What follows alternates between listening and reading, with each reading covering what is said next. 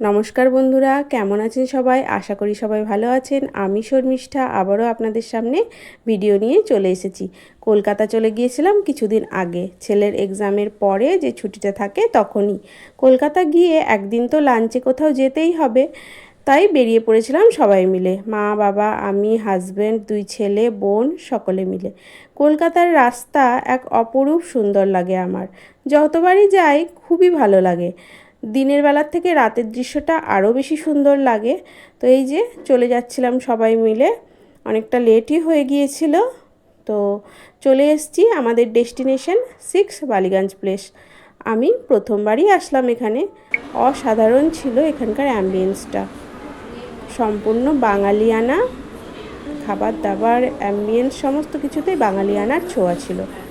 এই যে রিসেপশনের কাছে বসেছিলাম, একটু গরম ছিল, তো ওটা মানিয়ে নেওয়াই যায়।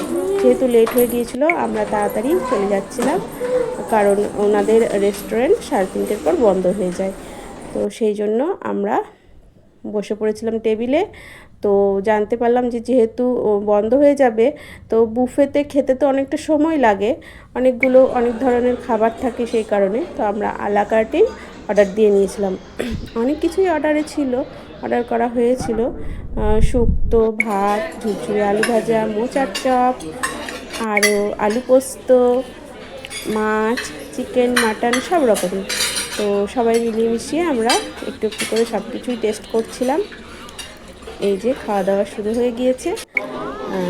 মোচার চপটা খুব টেস্টি ছিল, আর আলু পোস্তটা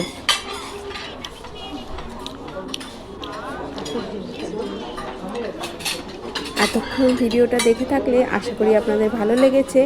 তো ভিডিওটি ভালো লাগলে অবশ্যই লাইক সাবস্ক্রাইব করে দেবেন, পারলে শেয়ারও করে দিতে পারেন।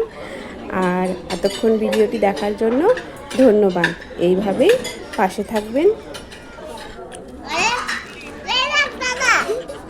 খাও খাও।